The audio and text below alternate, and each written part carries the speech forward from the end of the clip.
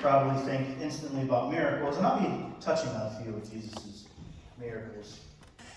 But for the purpose of this series, I want to focus on signs.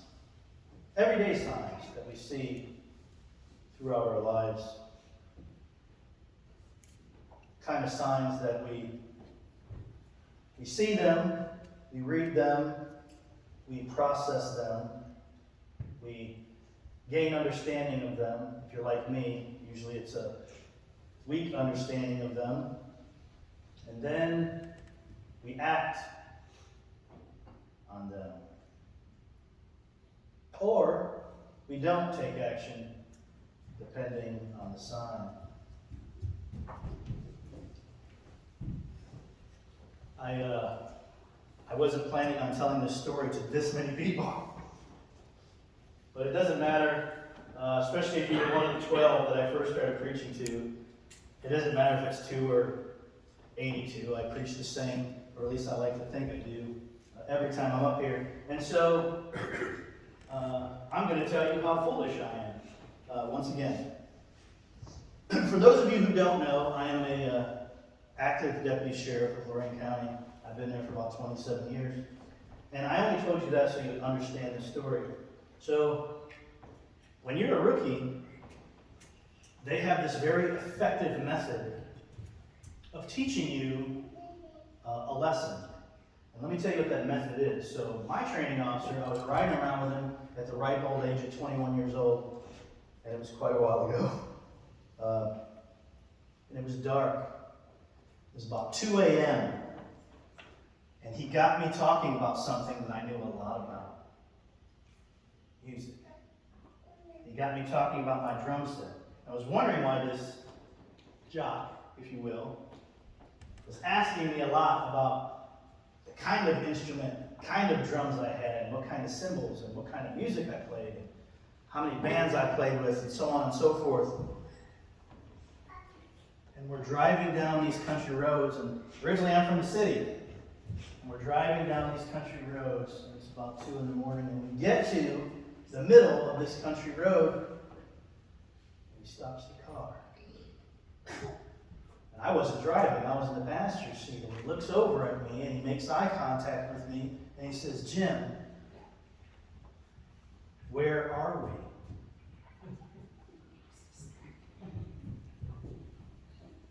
Where are we? And I said the wrong thing. I said, "I don't know." How many of you know what a red book is? Anybody? Red book is a little booklet that's usually done by counties, and it shows you every road. Now, for you younger folks in the audience, this is before smartphones. Okay? This is before Google. This is before anybody who made any decent amount of money even owned a cell phone. And so my training officer took this red book map and he threw it at me. And then he turned on the lights and the sirens and started screaming at me like a drill sergeant. He was saying, "I'm bleeding. I've been shot. Tell me where we are." And there were farmers coming out of their houses, and they were looking at me. And he was screaming and yelling at me, and he looked at a couple of farmers and said, "Don't worry, we're just training." And they laughed, and they went back in their homes, and he's yelling at me at the top of his lungs. And I said, "I don't know where we are." And he said, "You better figure it out." And I said, "The only way I'm going to figure that out is if I run to a corner and find sign." And so I didn't realize when I began running that the sign was about a quarter mile away. I was in a little bit better shape than I am right now, for sure. But I had to run a quarter mile back to the nearest corner and then run back and report to my training officer where we were. The lesson that I learned is simply this: always know where you're at. Was it a little excessive? Yes.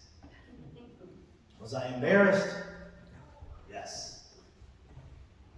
But I never, from that moment on, even forgot what direction I was facing, because I did not want that to happen again. I'm going to take you to a place where it's right after Jesus raises Lazarus from the dead. It's an interesting passage, and I have to openly admit that I'm going to use that passage in a different light, out of context, but I think you'll understand what I'm trying to say. So, after Jesus raises Lazarus from the dead, we come to an interesting passage, and it is the sermon series passage of the day. It's for you that have a Bible, it's the Gospel of John, chapter 11, verse 47. We're in the Gospel of John, chapter 11, verse 47. For those of you who don't panic. It's going to go up there in just a second. You'll read it all the same way. For those of you who are new, I preach from the New American Standard Version, not because I think I'm smarter than you, but because it explains things a little bit better. So if my wording is a little bit different than yours, I apologize, but I preach from the New American Standard Version. John chapter 11, verse 47 says, Therefore the chief priests and the Pharisees convened a council and were saying, What are we doing? For this man is performing many signs. So that's what happened. That was the result of Jesus raising Lazarus. They got this council together, and they were convening to kill Jesus. And they asked themselves, what are we doing? For this man is performing many signs. I happen to think that it's a great question that we, as the church, should be asking ourselves today. And so I'll ask you,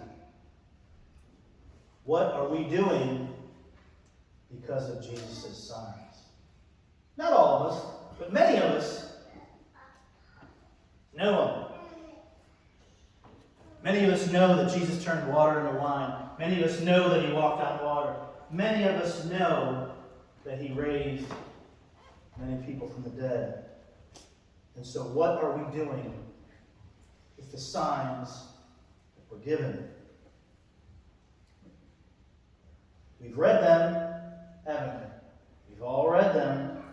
We've processed them, and we've gained the best understanding of them that we can.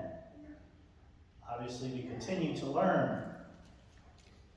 But here's my challenge to you this week.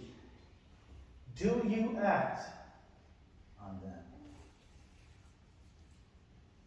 Do you act on them? What are we doing? The Gospels tell the stories of the signs and the wonders that Jesus performed while he was on earth.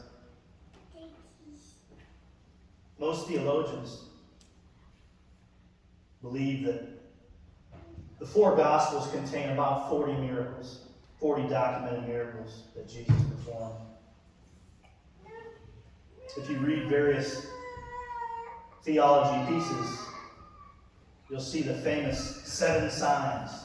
The famous 7 signs. You'll also see in other places that there's actually 12. There's not 7, there's actually 12 signs. I tend to get a chuckle. I'll probably get yelled at for this. I tend to get a chuckle when theologians are so smart that they don't understand the end goal. 7, 12, 40, it doesn't matter. It doesn't matter.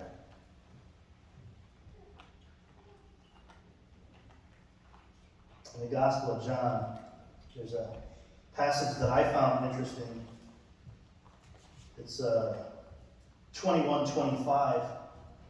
John 21:25 says, And there are also many other things which Jesus did, which if they were written in detail, I suppose, that even the world itself could not contain the books that would be written. So it's not 7. It's not 12. It's not even 40. What John is saying there is sometimes it was probably 40 an hour. Sometimes it was probably 40 a day. His signs and wonders could not even hold books. The earth couldn't even hold the books that they contain. Amazing. Amazing. That's a pretty bold statement. It's a pretty bold statement from John, the one that Jesus loved. The world could not hold the books. In fact, John even mentions why he wrote his gospel. In chapter 20, verses 30 through 31, he says, "Therefore, many other signs Jesus also performed in the presence of his disciples, which are not written in this book. But these have been written so that you may believe that Jesus is the Christ, Son of God, and that believing you may have life in his name." So John wrote his gospel for 2 basic reasons, according to John. The first is evidential. He wanted to tell us about the evidence that he had for why Jesus is the Messiah. The second reason is evangelical. He wanted to spread the gospel message, evangelical, so that we may have eternal life. The first reason kind of appears to our reasoning, and the second appeals to our faith. In our society today, signs tell us where we need to be, or where we need not to be. How do we know where we are going without a sign? Well, one way is, I'm going to mess this word up, I do it every time. Familiarity. Did I say that right? Not bad, right? Being familiar. We can know where we're going because we've been there before. How many people travel here today by car? How many people don't want to raise their hands? There was like 3 of you. Did you jog here? Is anyone listening to me? How many people travel by car here? Yeah, okay. Most of us did. Most of the people who raised their hands did not need signs. They knew where they were going, and that's because they're familiar with our church.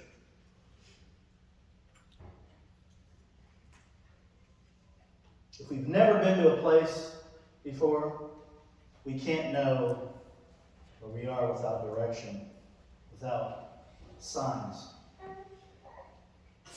Without those 2 things, we're lost. Direction and signs. And for those of you who come from a church where the pastor is one step below the Almighty, that's the church you're looking for. You're in the wrong place. My job as the pastor, as your pastor, is simply to give you direction. My job is not to be above you in any way. My job is not to show you that I have some type of magic aura. My job is simply to give you the best direction I know how. Readily and admittedly, I'm not perfect either. But the evidence of a sign appeals to our reasoning so that we can follow the evidence and come to the conclusion that Jesus is the Christ. And so, back to our original question. What are we doing? What are we doing because we believe in Jesus? What are we doing because we believe in Jesus?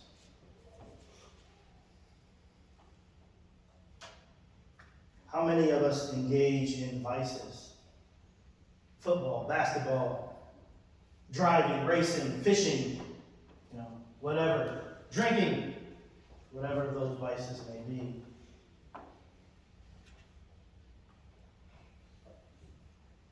There is no other Savior. Amen. You can try, I watch football because I find football interesting. I really do. It's entertainment for me. Do I have to be there? No. Sometimes do I prefer to be there? Sometimes. But it is not to be worshipped. It is not a salvation for me. Oftentimes, a sign will point to something. It is the sign, or what the sign points to, that we should be paying attention to. Jesus didn't perform signs then, nor does he perform signs now, so that we'll worship the sign itself. He's pointing us to something.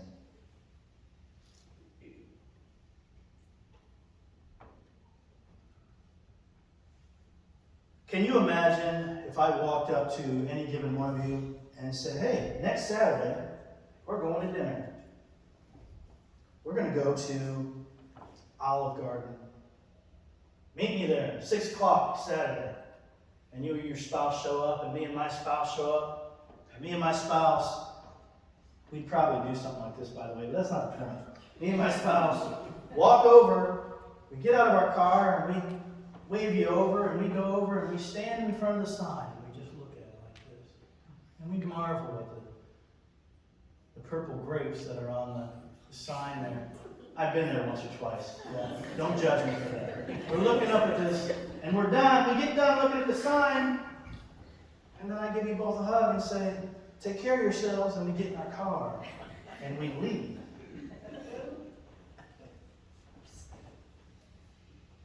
Sometimes that's what we do here. Sometimes that's what we do in our Christian churches. We walk in, and we feel better because we sat here, and then we go home. We are missing what the Christian church is put here to do. We're missing it. And it's so much better than just coming here to hang out for an hour. We are missing the point. You have to go in, don't you? You have to go in. You have to take in the ambiance.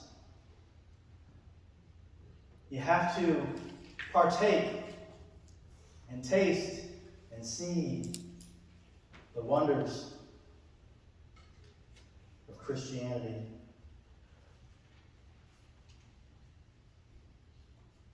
And so what do we do with a man who has performed so many signs? Bless you. That even if they were written in books, the world could not contain them.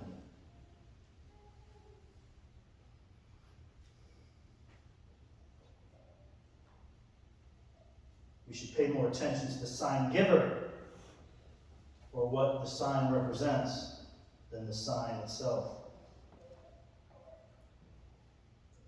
It is what the sign points to that matters. If we get caught up in the sign itself, we will miss the message. Just to drive this point home, the sign itself is to point you to something, but you don't marvel, or you shouldn't marvel or worship the sign. And here's why. Unbelievers are amazed by signs. Atheists can even marvel when a sick person is healed. Non-Christians rejoice when they see something wonderful yet unexplainable happen to them. We can believe that a sign is from God even without believing in God. We can believe that a sign is from God even if we don't believe in God. Matter of fact, there's this passage in Mark chapter 1, verse 24. You don't have to go there if you don't want. But it says this. This is someone speaking, Jesus, by the way. What business do we have with each other, Jesus of Nazareth? Have you come to destroy us? I know who you are. You're the Holy One of God. They knew who Jesus was. Those were demons speaking. Demons speaking. Even a demon can know who Christ is. The devil himself is well aware who Christ is. But they cannot know him like you and I can.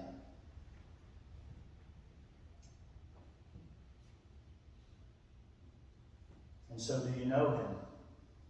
Do you need reminding, like me? Do you need reminding that you know him? You're in him. Do you believe in him? How is your relationship with him? If you've ever received a sign, a little God moment, not necessarily a miracle, but a little God moment. For those of you who know what I'm talking about, they feel fantastic, don't they? If you have never received one, it does not mean that you're not saved. And if you receive one every day, it does not mean that you are. Signs when it comes to salvation is not relevant. Jesus' signs send us in the direction of salvation through faith in him. I believe that each one of us is on a journey. I believe that every one of us is on our own journey. We all take different paths to get there. As Christians, we all take different roads to get where we need to get to. But the point is, we all should end up, and we should all agree that there's only one way. There's only one way. Have you ever laid on your arms for quite a period of time? You know, for whatever reason, you're too lazy to turn over, or you just forget, or sometimes I feel like I'm the only one dumb enough to do stuff like this, but you lay your head down on your hand, for a long period of time, and it goes to sleep so bad that you can no longer feel it. Ever that happen to you? I'm no scientist, but it's because of a lack of blood flow. That's what causes that. Well, I'll close with this. I believe that each and every one of you in this room today is the blood flow of this church. For those of you who aren't members here, I'm not just talking about this church. I'm talking about his church. I believe that each and every one of you are the blood flow of this church. Jesus is the heart of this church. And we are the blood that flows through Jesus. When blood continues to flow to each part of our bodies, it benefits each part with fresh oxygen, with nourishment, sustenance, spiritual life. We are God's church, and we should flow out of him to every part of our community. And not just make a difference, but truly benefit, like blood, truly benefit each part of our community. Let's pray. Father, I pray for our sick. I pray that you look after the downtrodden of our church. I pray for our community. I pray for our country. Father, I pray for peace. I pray that you look after those who are affected by war. And I pray these things through Jesus' holy name.